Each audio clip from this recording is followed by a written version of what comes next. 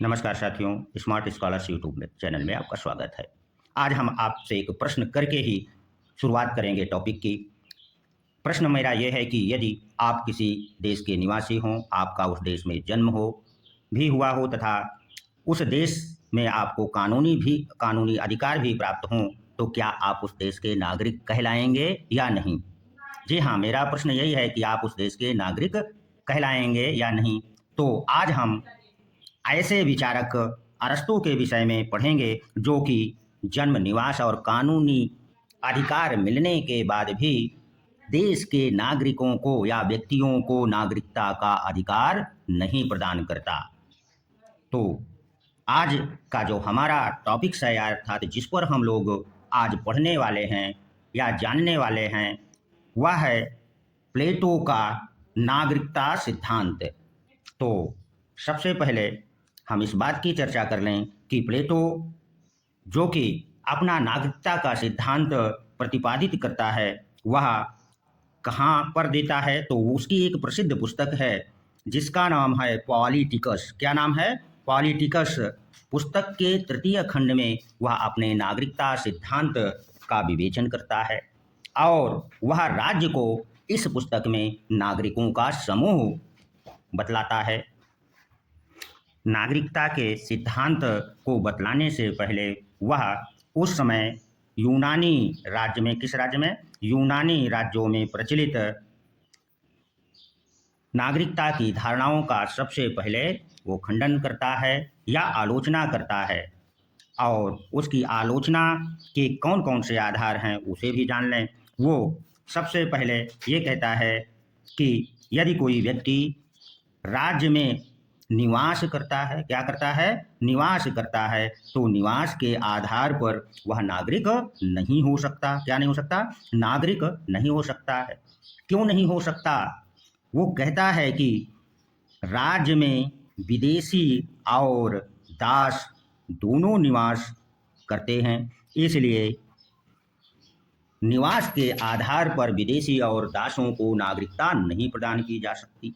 अब हम उसके दूसरे आधार को जान लें जिसके आधार पर वह नागरिकों को नागरिकता नहीं प्रदान करता है। वो कौन सा आधार है? दूसरा आधार, जन्म के आधार पर वह नागरिकता नहीं देता है।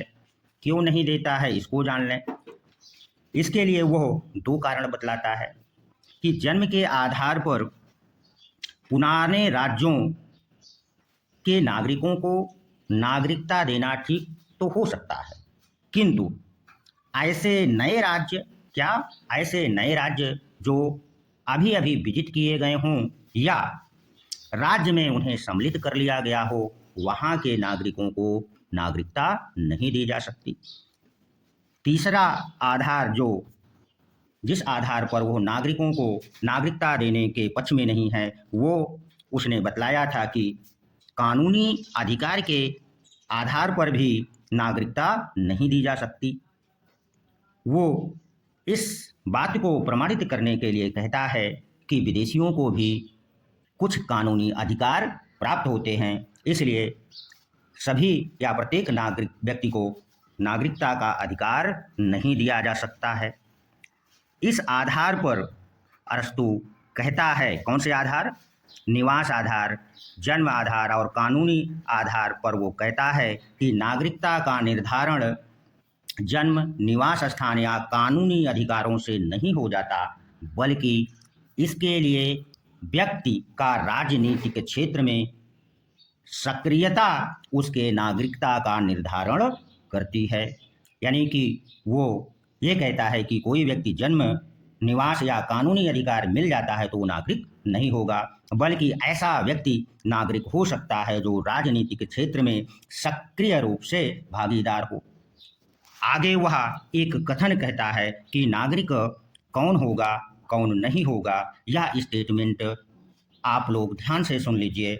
यदि आप नोट्स बुक बना रहे हैं तो इसे अवश्य नोट कर लें।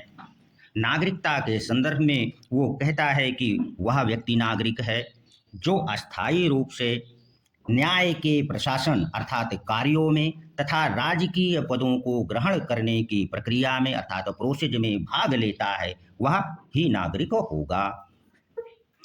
इस प्रकार वह अब तक जो भी नागरिकता के संदर्भ में विचार दिया है वह तो वर्तमान समय के नागरिकता के विचार से मेल ही नहीं खाता है। नागरिकता के संदर्भ में उसकी धारणा ये जो थी वह यूनानी राज्यों जहाँ पर प्रत्यक्ष प्रजातंत्रीय व्यवस्था थी के अनुरूप थी। उस समय एथेंस में शासन संबंधी मामलों किस पर शासन संबंधी मामलों पर विचार करने के लिए एक संस्था थी, इक्लेसिया।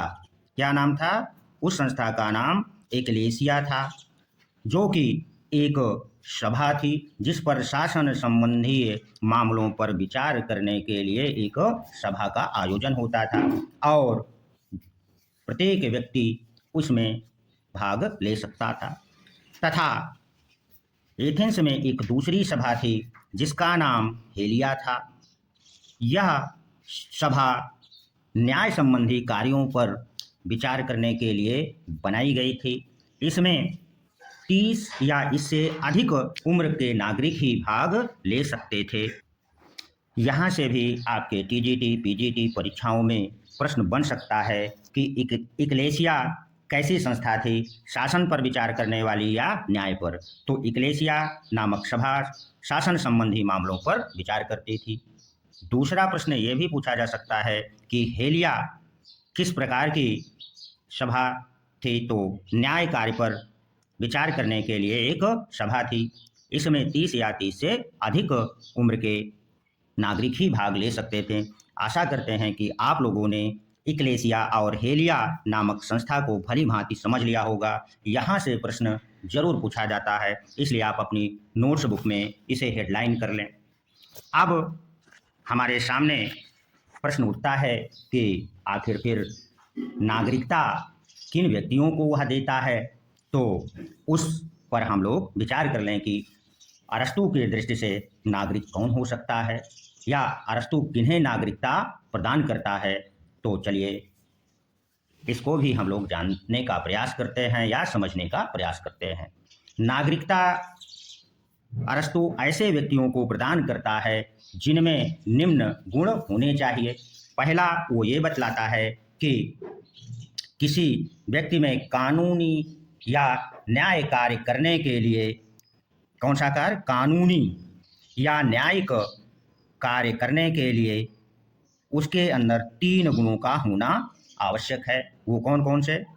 उसके पास बुद्धि हो तथा प्रशासन और कानूनी कार्य करने के लिए नैतिक शक्ति भी हो, और तीसरा गुण ये बतलाता है कि व्यक्ति में व्यवहारिक बुद्धिमत्ता भी हो, अर्थात परिस्थितियों के अनुसार निर्णय लेने की क्षमता हो, तभी वह शासन के न्याय एवं कानूनी कार्यों में भाग ले सकता है। अगर ऐसा गुण किसी व्यक्ति में होता है तो वह नागरिक होगा।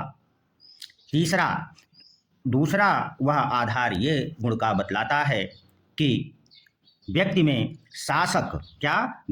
शासक और शासित दोनों रूपों में कार्य करने की क्षमता हो, अर्थात व्यक्ति कभी शासक के रूप में कार्य कर सकता हो और कभी शासित होने के रूप में क्षमता होनी चाहिए तभी।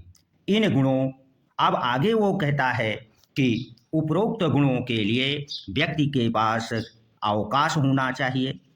क्या होना चाहिए? अवकाश। यहाँ पर अरस्तु का अवकाश से तात्पर्य छुट्टी से नहीं था।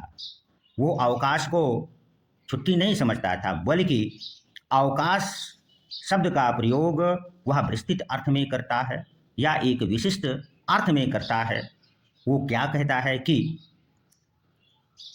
न्याय और प्रशासन कार्य वही कर सकता है जिसके पास अवकाश होगा। आगे वो कहता है कि ऐसे व्यक्ति जो कि अपना जीवन जीविकोपार्जन में व्यतीत करते हैं, उनके पास अवकाश हो ही नहीं सकता, और जब अवकाश नहीं होगा तो वह सार्वजनिक जीवन के प्रति अपने कर्तव्यों का पालन नहीं कर सकते हैं। ऐसे व्यक्ति नागरिक नहीं हो सकते। अब कौन से व्यक्तियों को वह नागरिक नहीं कहता है ये भी समझना जरूरी है। तो कहता है कि संपत्ति विहीन व्यक्ति के पास अवकाश हो ही नहीं सकता।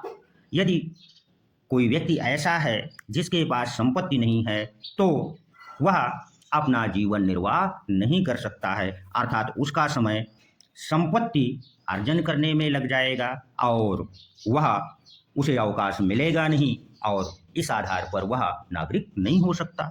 दूसरा वो कहता है कि दास भी नागरिक नहीं हो सकते। दास क्यों नहीं हो सकते?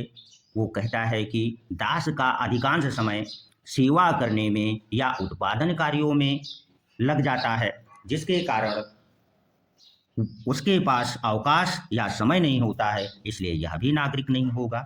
तीसरा, वह श्रमिक वर्ग को भी नागरिकता नहीं प्रदान करता। श्रमिक वर्ग को क्यों नहीं प्रदान करता? क्योंकि श्रमिक का कार्य शारीरिक श्रम करना है और उनके अंदर श्रम के साथ साथ बौद्धिक क्षमता भी नहीं होती, इसलिए वह भी नागरिक नहीं होगा। तथा वह वृद्धों को भी नागरिकता नहीं प्रदान करता। किनको नहीं प्रदान करता? वृद्धों को भी नागरिकता नहीं प्रदान करता। क्यों नहीं करता? क्योंकि वो कहता है कि जो वृद्ध व्यक्ति होते हैं उनमें शारीरिक क्षमता निम्नतर होती है, इसलिए वह प्रशासनिक कार्यों में सक्रिय रूप से भूमिका नहीं निभा सकते, इसलिए वृद्ध भी राज्य के नागरिक बनने के अधिकारी नहीं हैं। इसी प्रकार वह स्त्री व पुरुषों स्त्री व बच्चों को भी नागरिकता नहीं प्रदान करता। इसके लिए वो ये कहता है कि स्त्रियों और बच्चों की जो बौद्धिक क्षमता होती है, जो कि शासन और न्यायिक कार्यों के लिए आवश्यक होती है, ये निम्न स्तर की होती है, अतः वो नागरिक नहीं हो सकते हैं। आशा करते हैं कि आप लोगों ने अरस्तु ने जो भी नागरिकता होने के गुण बताए हैं उन्हें जान लिया होगा और किन्हें नागरिकता नहीं वह प्रदान करता। एक बार हम फिर से दोहरा देते हैं कि वह कैसे व्यक्तियों को वह नागरिक नहीं समझता है। संपत्ति विहीन, दास, श्रमिक वर्ग, वृद्धों, स्त्रियों और बच्चों को वो नागरिकता नहीं देता है तथा सूदखोर और ब्याज लेने वाले व्यक्तियों को भी वो नागरिक नहीं कहता है। यहाँ से आपके टीजीटी, पीजीटी परीक्षाओं में प्रश्न पूछा जा सकता है कि और विकल्प में आपसे दे सकता है कि निम्न में कौन अरस्तु के दृष्टि से नागरिक नहीं है। तो आप लोगों ने समझ लिया होगा या अपने नोट्स में लिख लिया होगा। आशा करते हैं कि जब भी परीक्षा में यहाँ से प्रश्न बनेगा आप सही उत्तर करके आएंगे। अब चलिए हम लोग ये जानने का प्रयास करते हैं कि अरस्तु के जो नागरिकता सिद्धांत है इसके क्या दोष या कमियां हैं। तो अरस्तु के नागरिकता सिद्धांत का जो दोष है वो ये है कि अरस्तु ने नागरिकता का जो सिद्धांत दिया है वह सीमित एवं संकुचित है। इसी संदर्भ में एक प्रसिद्ध विद्वान ने आलोचना करते हुए कहा कि अरस्तु का जो ये नागरिकता सिद्धांत है वो ठीक नहीं है। वो कहते हैं कि बहुजन सुलभ नागरिकता का नीचा आदर्श प्लेटो और अरस्तु के उस आदर्श से कहीं अधिक मूल्यवान है जो मुट्ठी भर लोगों के लिए ही प्राप्त या सुलभ हो सकता है। यह स्टेटमेंट भी परीक्षाओं में पूछा जा सकता है कि आलोचना करते हुए यह कथन किस विचारक का है, और यदि आप नोट्स बना रहे हैं तो हम इसको पुनः दोहरा सकते हैं। चलिए आप फिर से एक बार सुन लीजिए। बारकर ने आलोचना करते हुए सत्य ही कहा है कि बहुजन सुलभ नागरिकता का नीचा आदर्श प्लेटो और अरस्तु के उस भव्य आदर्श से कहीं अधिक मूल्यवान है जो मुट्ठी भर लोगों को ही प्राप्त है या सुलभ है। आशा करते हैं कि आज के प्लेटो के न्याय सिद्धांत को आप लोगों ने भली भांति समझ लिया होगा। अगले वीडियो में हम प्लेटो का न्याय सिद्धांत पढ़ेंगे। तब तक के लिए धन्यवाद। यदि आपको चैनल अच्छा लगा हो तो इसे सब्सक्राइब कर दें, लाइक कर दें, ताकि हमारा मनोबल भी बढ़ता रहे और आने वाले वीडियो भी आपको उपलब्ध होते रहें।